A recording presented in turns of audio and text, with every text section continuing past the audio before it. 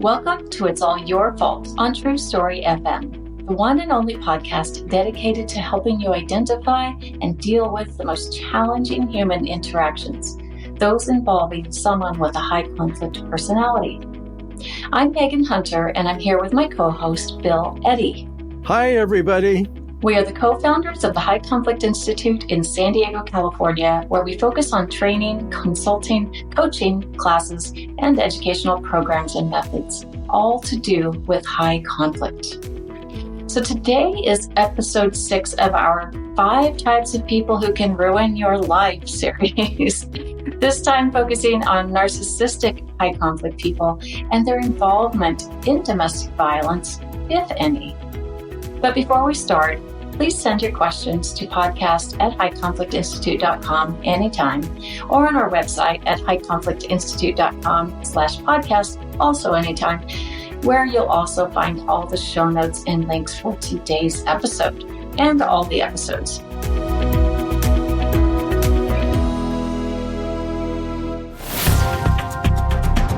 All right, Bill, welcome back. We missed you last week when I did an episode of Asked and Answered and tried to answer some listener questions.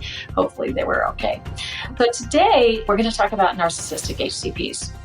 And in your book, 5 Types of People Who Can Ruin Your Life. Now, we started in association with this podcast. We started talking about the antisocial high conflict people and borderline high conflict people, and then followed up about those two and their involvement, if any, in domestic violence. This week, we're focusing on narcissistic personality disorder, high conflict people, and, like I said earlier, if they have involvement in domestic violence or not.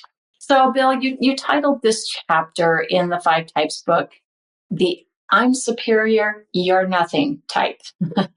And you start the chapter with, do you know someone who thinks they're better than everyone else and seems bent on proving it over and over again, and always at other people's expense?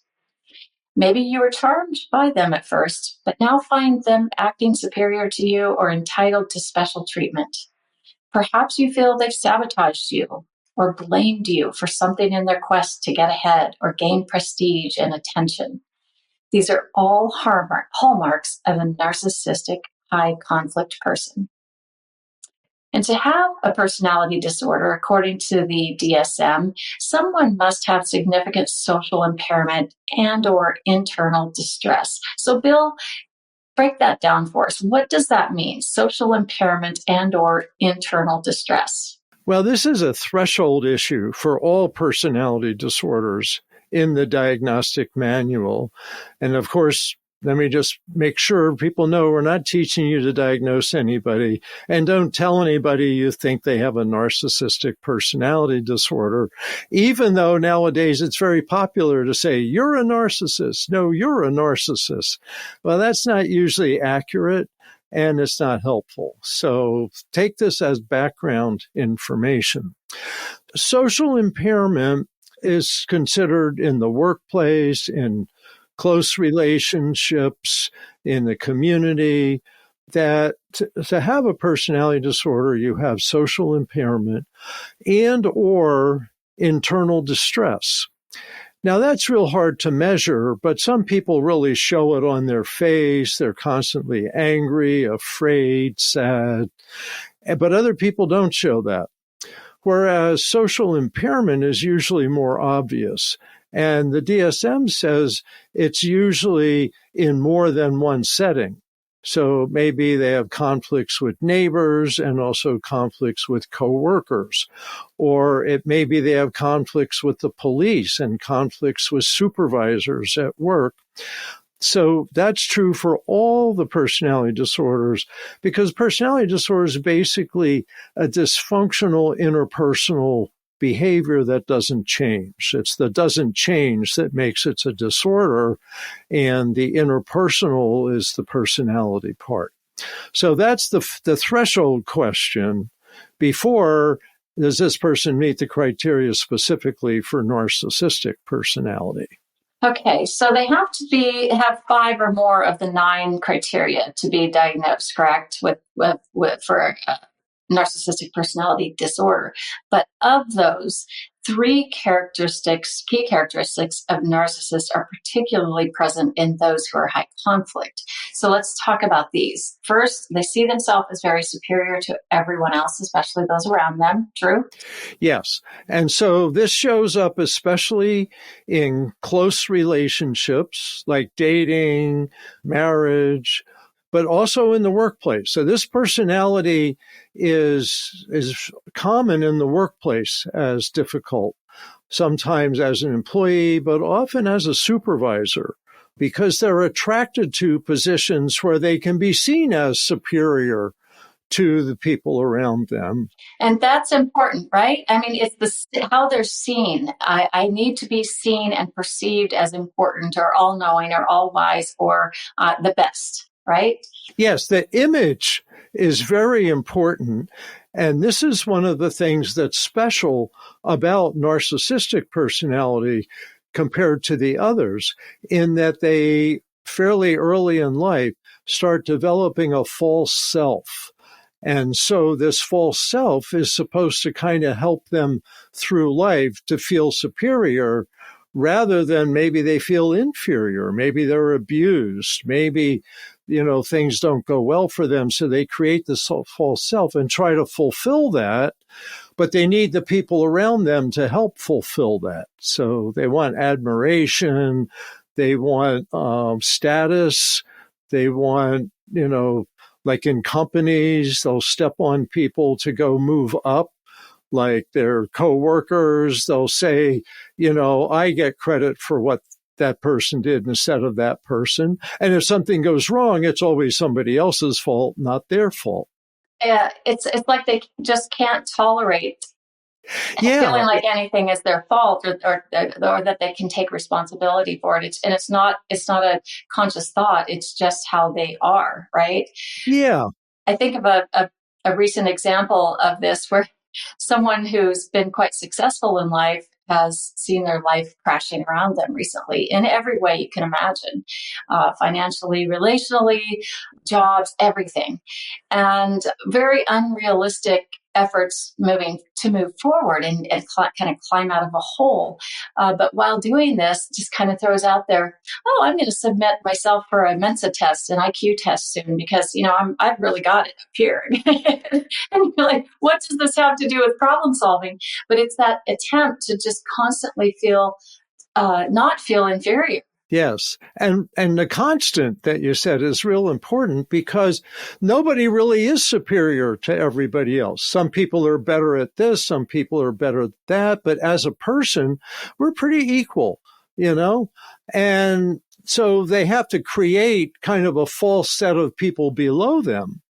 And no one really likes that. But they're constantly getting knocked down from looking superior. And so their coping mechanism is to be constantly putting themselves back up. And so it's a constant process.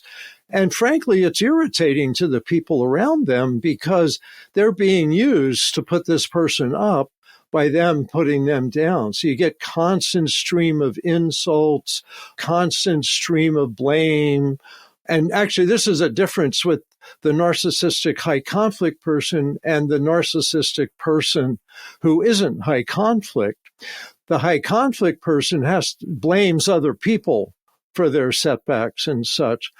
The not high conflict person just tries to say, I'm superior, and keeps saying, I'm superior, but they're not blaming other people. And maybe I've met a lot of narcissists and worked with some in counseling who aren't high conflict, but they're stuck in life because they have to keep this image, and they know they can't keep the image, and it's hard. That's really interesting. And really, it defines, and I guess helps us understand that it's the blame that is a tell, right? It's a tell that you are, that perhaps this person has a high conflict personality, so I might have to do something differently. And so we can look at, I think it's interesting, we've got the blame, and then you add in the kind of that constant piece of them is maybe abusing others and or using others. abuse or use. Is that true? Yes, both of those. The using is pretty comprehensive. They're not they're not all abusive. And the research that says in terms of like the domestic violence, for example, that borderline and antisocial are the ones that stand out the most. But narcissists, as you will hear, have traits similar to borderline or traits similar to antisocial, and they do. Some are abusive. But many narcissists aren't abusive, but they're using people to look good. So let's say they marry somebody beautiful and they're putting them in front and, oh, look who I married, someone that's, perfect. But then you got to be ready for the switcheroo because they're not going to be perfect. And now the narcissist has to show themselves as superior to this person.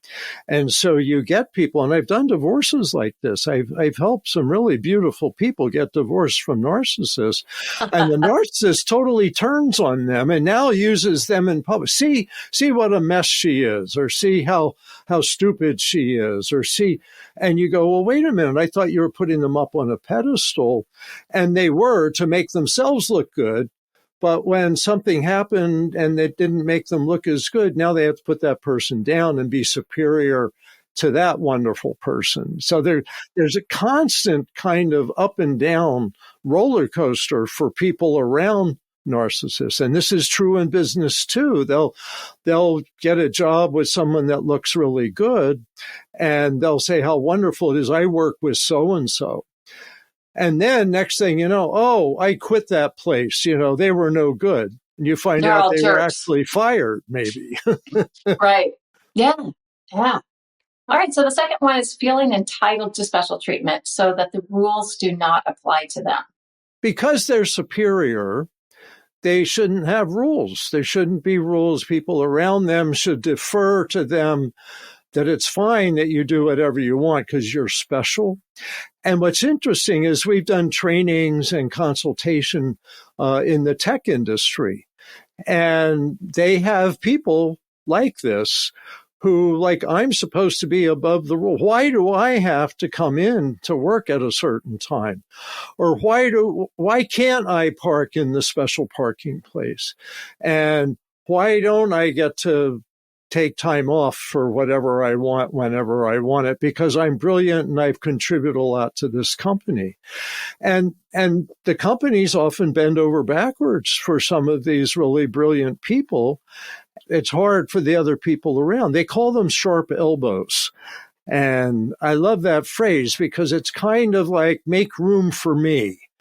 And that's a narcissistic theme, is make room for me. I'm more important than you. I like that.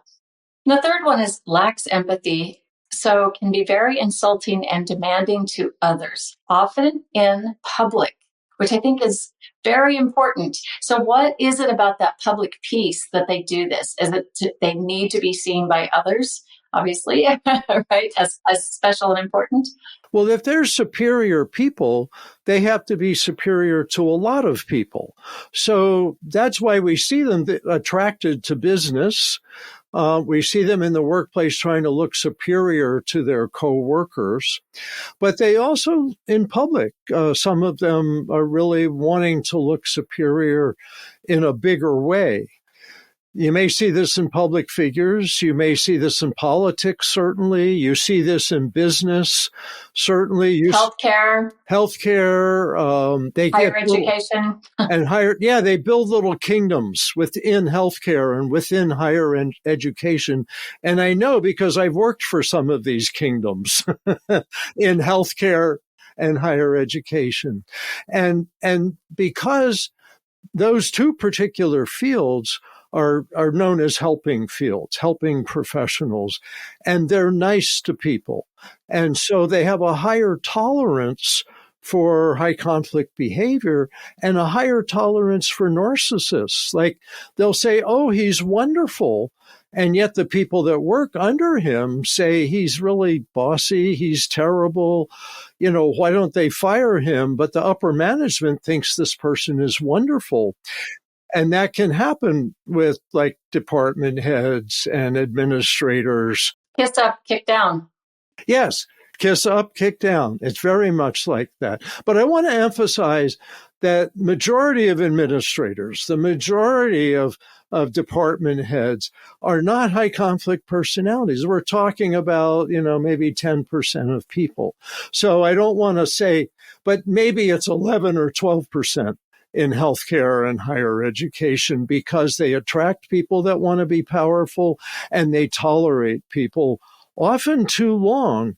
They may, I think of examples where there's been a person, pretty likely narcissistic, who has been told you have to improve your behavior or you may be let go. And the person, instead of improving their behavior, turns around and sues the company. And it's like they can't stand it. It's a narcissistic injury to be told you have to improve your behavior. So it's not unusual that you see people not agreeing to improve their behavior, but counterattacking the organization or the company or the spouse, the people around them. And not caring whatsoever how it impacts people. And that's where the lax empathy piece comes in. And we want to think that everyone has a little empathy for others. And perhaps this person does have empathy in some situations, but not when they're feeling like they are inferior. Right? So in those situations, they're not going to give a damn about how you feel about anything. Exactly. It's all about me. Yeah. And if they're on the defensive and putting themselves up, it doesn't matter who they step on to get there. And sometimes they'll say later, I remember we were talking about healthcare. So I worked as a clinical social worker in a hospital. And I remember one day there was a doctor who I thought had some of these traits, who at a public meeting, he hadn't done something right. And at the public meeting, he said that I hadn't provided the information, or I hadn't notified him of something, or I hadn't done it right. And I remember after the meeting, I was walking down the hall and I come up to him and I said, "What's that about?" And he says, "Oh, don't take it personally." It's like, I did, because it was me who he blamed, and it was he who avoided responsibility by blaming me. And so I got to have that experience. I mean, I got that as a clinical social worker. I think nurses get that even more. But also, while we're on healthcare, very briefly, women tend to bully the women and the men tend to bully the men. And in a sense, that's what happened to me. And I didn't know that till I did some research on the healthcare area. But anybody listening in healthcare will probably say, yep, that's what I've experienced, or that's what I've seen. But narcissists are, I would suggest, more prevalent in healthcare and also more prevalent in higher education. So these are industries, if you want to call them that attract this personality because they do get to look superior, and their contributions may be very superior, bringing in millions of dollars in surgeries, bringing in millions of dollars to departments, building new departments in higher education. So these are areas where this seems to be higher incidence, but still the majority of people are not. And I want to make that point clear. Right. And I've worked with some doctors who were kind of identified as high conflict. But when, with a little bit of coaching, what we kind of uncovered is that they didn't have a high conflict personality. They were just hyper focused at work and wanted to do the best job. And they were just completely thinking about the tasks that needed to be done. And so they weren't working on the relationships with those around them, say nurses or techs or whoever else is in the room. And they were coming across as high conflict.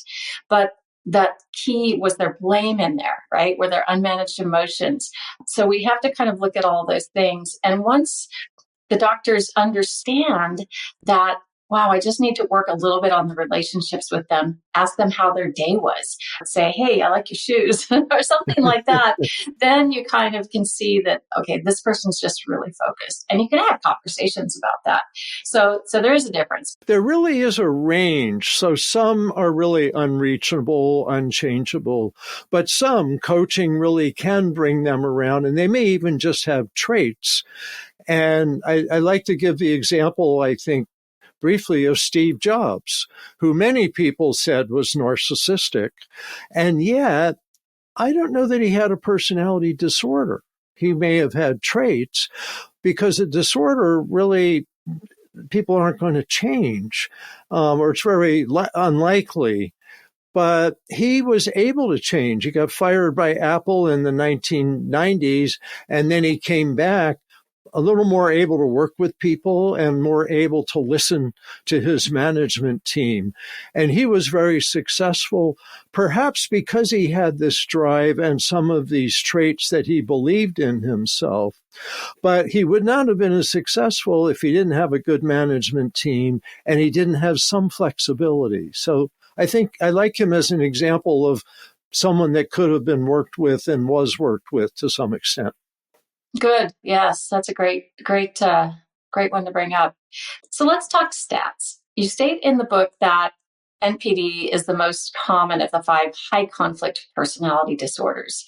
The National Institutes of Health study, which had around 20 million people in it from 2008, indicated that more than 6% of the general population in the United States has the disorder, which is more than 22 million people. Do you think that number is still accurate now that we're several years on? Oh boy, it's probably a little bit higher, because our society is really reinforcing and rewarding people who see themselves as superior.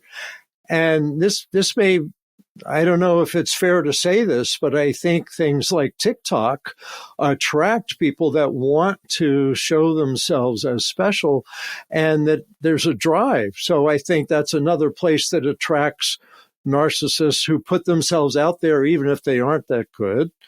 But also, my guess is vast majority are not, certainly don't have narcissistic personality disorder.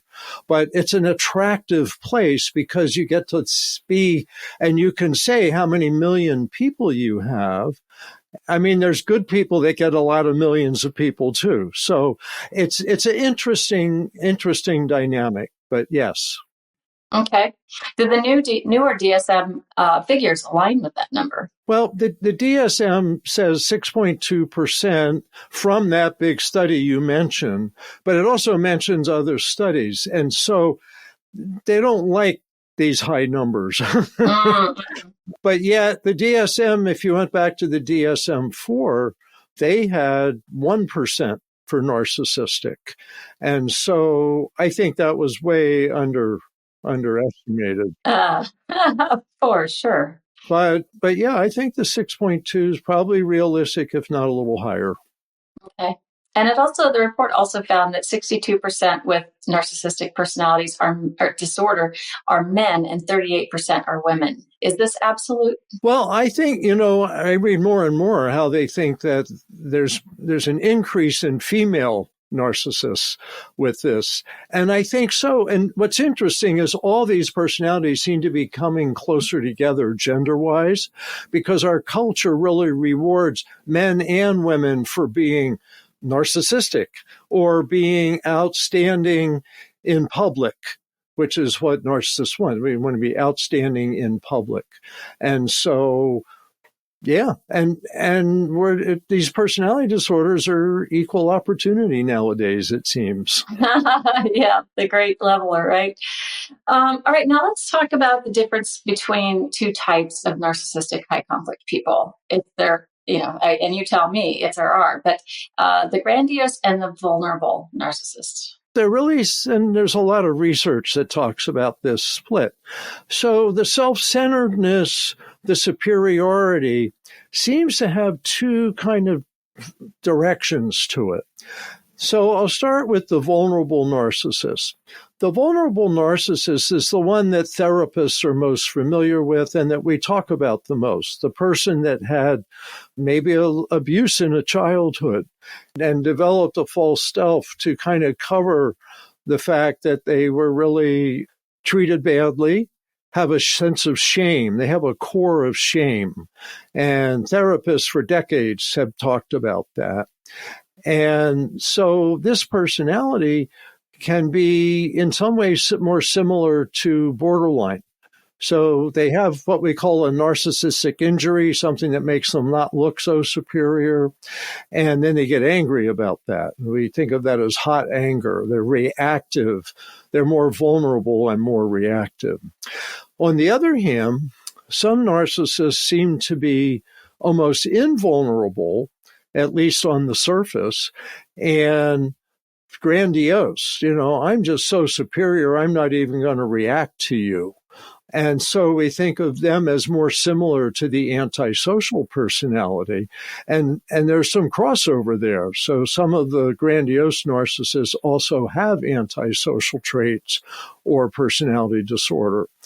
They're less vulnerable, but they do want to get revenge. They're going to get it next week, not this week when you're expecting it.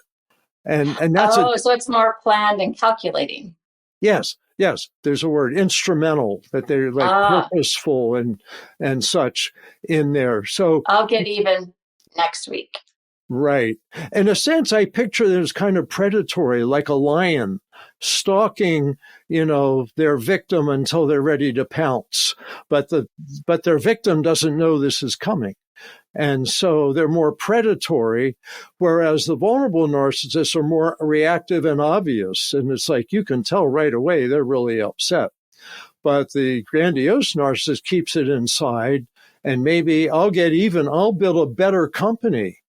I had a mediation once between people that left one company to build another. The first one, the guy was quite narcissistic. So in that case, they were getting away from the narcissist. But there's also cases where people say, well, I'll get you. I'm going to build a better company. And then they try to put the other first one out of business, maybe. So there's a competitive, predatory aspect to the grandiose narcissist. Fascinating. So just like we talked about in the other two episodes, borderline and antisocial, the questions about lying. Will the narcissist lie? And is there a difference between the grandiose and vulnerable? Well, I really think that, all the personality disorders lie more than average based on their personality needs. So like borderline lies to keep relationships, antisocial lies to get more money or dominance and power. Narcissists lie to keep their image up, but they don't necessarily lie a lot because they exaggerate, and they're more successful because they're not blatantly lying, they're exaggerating. And so it's feasible that this is the best ever at this business. So, yeah, but they'll lie to keep their image up. As long as it looks good, as long as they look good to someone else, then the lying is justified. Yeah. So like they'll lie early in a relationship to get someone who is probably not going to be happy with them in the long run. But if there was a difference, and I really don't know, and I don't know if there's any research on lying by grandiose narcissists versus vulnerable. But what I would say is vulnerable narcissists are probably less likely to lie because they're so out there. They're out in the open. I'm angry at you because you insulted me, and I can't be insulted because I'm a narcissist. They can insult others, but they can't take it. Very thin-skinned. They're more just out there with what's really happening. Grandiose narcissists may be lying in order to promote a scheme, but they certainly don't lie as much as antisocials. And that's the thing I want to say. Antisocial, if someone lies a lot, you're probably looking at an antisocial personality disorder, because deception, lying, and conning is one of the criteria of that personality. Yeah. Yeah, that's part of the job description. Right. I lie because this is my recipe. And they'll lie when they know they can get caught. That's always one for me that is, I kind of look for that. Yeah. So then one last one, and then we'll take a break. Apologizing. Will the narcissistic high conflict person apologize authentically? Well, that's pretty unlikely because they're superior, so they shouldn't have to be. Being a narcissist means never having to say you're sorry. And being high conflict generally means that. So don't expect them to apologize. And they may be insulted if you ask them to apologize, because that's putting themselves down. And they can't put themselves down. They're so invested in putting themselves up. Now, I think an exception to that is when they have to look good. And so something happened and, I'm sorry, but they're more likely to say, I'm sorry you feel bad about how important I am. that they kind of reword it so it's the non-apology apology. Sorry, not sorry. Yeah. Or gritted their teeth. If you don't say you're sorry, you're fired. All right, I guess I'm sorry. Yeah. But their behavior will show that they're not really sorry. So I wouldn't expect that. And I wouldn't seek that with a narcissist. It's a waste of time. You just get a false apology at best and get an escalation of conflict at worst. Oh, gosh. I hear so often people say, I'm not moving on in this relationship until I get an apology. Right? Oh, well, guess what? You're not moving on. But that's what the narcissist will say. They'll want you to apologize.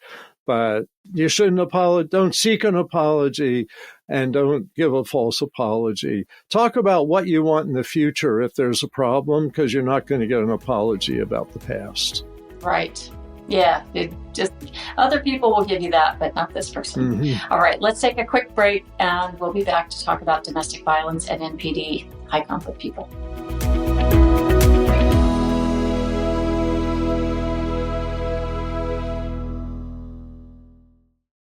All right, we are back. So, Bill, is it common for those with narcissistic high conflict personalities to be involved in domestic violence? The answer is they're more involved in domestic violence than the average person, and all the personality disorders apparently are. There's research that shows that. Now, this research shows that borderline and antisocial personalities are the most prevalent in the domestic violence of the 10 personality disorders. But narcissist is more than average. And what we see is similar domestic violence to that of borderline and antisocial. So the vulnerable narcissists that we just talked about have the hot reactive anger. They feel a narcissistic injury, they feel insulted or threatened, and so they strike out more impulsively, reactively. And so that's the kind of domestic violence you see with them.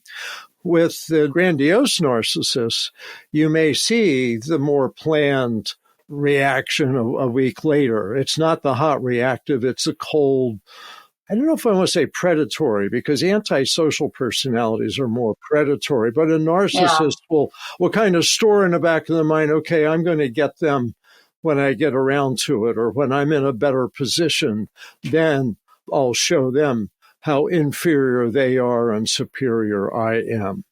So, they may think of it like there may be a public meeting next week. Maybe the company, maybe the department's having a meeting next week. It's a great opportunity to humiliate this person who you feel disrespected you if you're a narcissist. Yeah. Ouch, yeah. Yeah, but it's very normal thinking for them. It's just how they think. Yeah. How about stalking? It could be. If there's an incentive for them, they let go of relationships much more easily than, say, borderline. So they're less likely to stalk than borderline.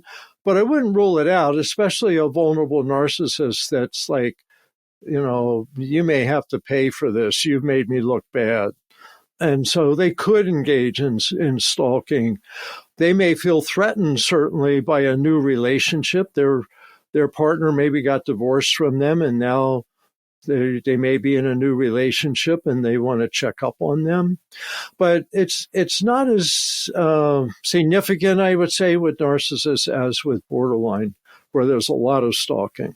You mentioned that there's a difference between the narcissistic and the borderline in that the narcissists are able to let the relationships go much more easily. And why is that? Well, because they're going to move on. They're not dependent in the same way that a borderline would be dependent on a partner, because in a sense, narcissists don't get that close. Borderline can get close and they can care and they have empathy. And so if a relationship blows up, it's a bigger loss to them. For a narcissist, it's like, oh, I'll go somewhere else. Moving on. Yeah, you weren't that important to me anyway. And that's got to be crushing for the partner who's left behind, because they thought they had a close relationship, and then it was a mutually adoring relationship, I guess. And for the narcissistic brain, it's saying, no, I can just move on, right? Yeah. So one of the trickiest couples for divorcing is the narcissist and borderline couple, because the narcissist is like, hey, I'm out of here. And the borderline's, no, you're not. and they're kind of this dance back and forth. And when they end up in family court, this is one of the most common combinations in high conflict divorces, where the person with borderline traits is really trying to hold on and the person with narcissist traits is trying to get away. And so in court, they can be very demeaning and disdainful and disparaging about their former spouse, because they're moving on. And that has to be just devastating for the former spouse if they have BPD, right? I mean, that's just got to be soul crushing. Especially because people with BPD are often very attracted to narcissists because they look wonderful and they create an image of themselves that often fulfills the image that the borderline person is looking for in someone that thinks they're really special. And borderline people tend to idealize and then devalue. But narcissistic people, that false self, can make them look very appealing in getting into a relationship. And then when the narcissist turns on the person with borderline and puts them down or wants to let them go, then you've got borderline rage and you get this push-pull effect. And it's sad because I believe this is mostly driven unconsciously, maybe even from birth or early childhood, these patterns. And people just get stuck in these, quicksand of high conflict divorces driven by the personalities. Now, I'm not saying everybody in a high conflict divorce has two people with a personality disorder. Many cases, maybe half, it's one person. But with the narcissist and a borderline, when there's domestic violence, the borderline's like pushed away by the violence, but wants to hold on to the relationship. And so there's a coming and going. So borderline's kind of in and out.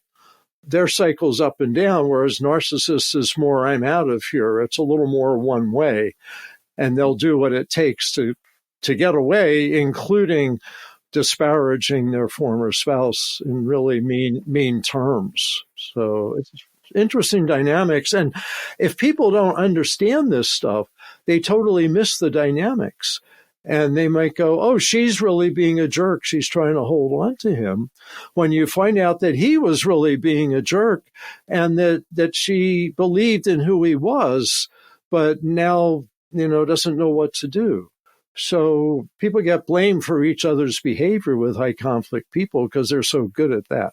What are some signs that your partner may have a narcissistic high conflict personality in a way that should make you concerned about your safety, perhaps? I wouldn't be as concerned about safety with narcissists as, say, borderline or antisocial, but potentially the thing you want to watch out for is their superior attitude, letting you get into situations where you might be harmed, even if not by them. And, with the safety stuff, it's often keeping track of times of high risk. So divorcing a narcissist, that's a big, huge narcissistic injury. And I think the statistic is 7 times more likely to get murdered at the time of separation than during the relationship. So if you're separating, make sure you're in a safe place when you're sending the message that you no longer want to be with this narcissistic person. And that's true with borderline and antisocial as well. If you know this pattern exists, you want to get to a safe place before you pull the plug and trigger the narcissistic injury. Because that narcissistic injury is when you may get violence with a narcissist, and especially the vulnerable narcissists, because they're so reactive.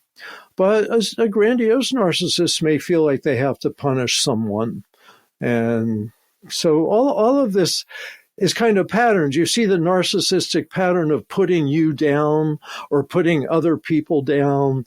That's probably one of the bigger warning signs, is that they can demean people in this way, show disdain and disrespect in this way, then they may not care if they cause some injury at some point. Yeah. It could turn toward you, right? Yeah.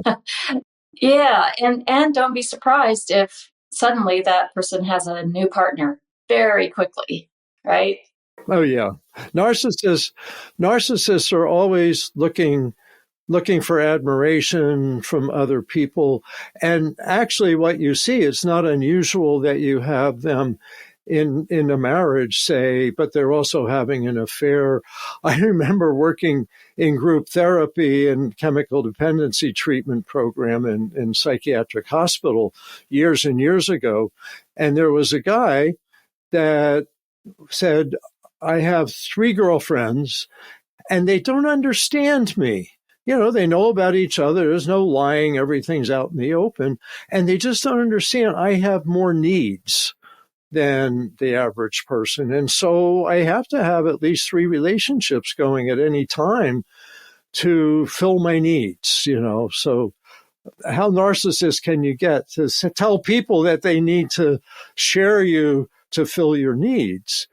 And that was quite blatant in that case. And the group gave him feedback that, you're a narcissist.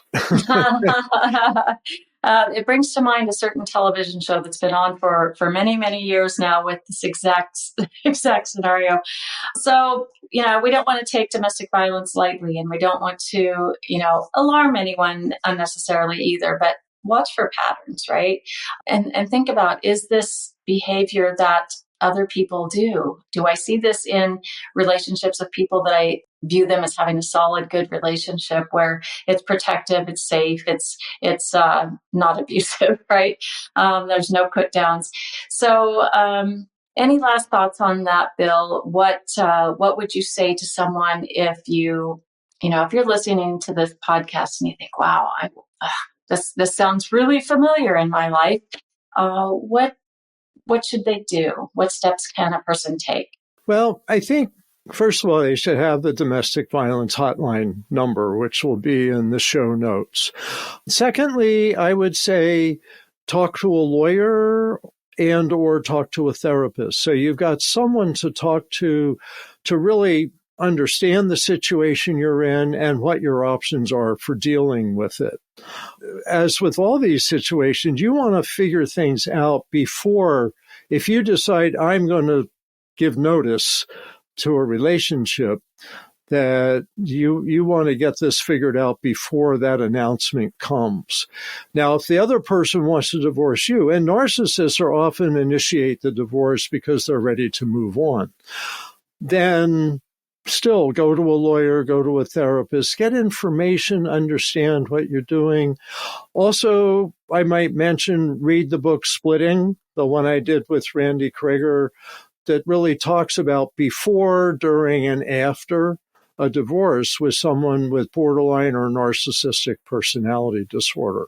Because people all the time tell me it predicts what happened in their case, but it also showed what to do when these things happen. So that's real helpful. Good. Well, we'll put that link in the show notes as well.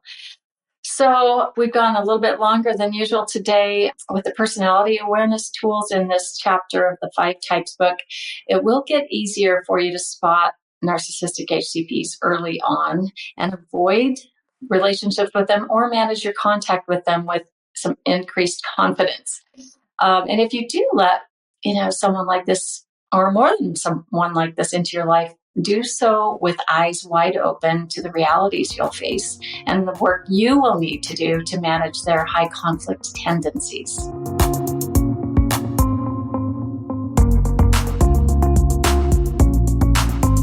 Thank you for listening today. We hope this has been helpful. We do have 2 more episodes in our 5 Types series. One on antisocial or on histrionic personalities and one on paranoid personalities. But we're going to have 2 other episodes first. The first one will be with our special guest, Rebecca Zung, to also continue this discussion on narcissistic personalities, and followed by an asked and answered episode where we answer your questions. In the meantime, send your questions to podcast@highconflictinstitute.com or submit them to highconflictinstitute.com/podcast. Until next time, keep learning and practicing. Be kind to yourself and others while we all try to keep the conflict small and find the missing piece. It's All Your Fault is a production of True Story FM. Engineering by Andy Nelson. Music by Wolf Samuels, John Coggins, and Ziv Moran. Find the show notes, and transcripts at truestory.fm or highconflictinstitute.com/podcast.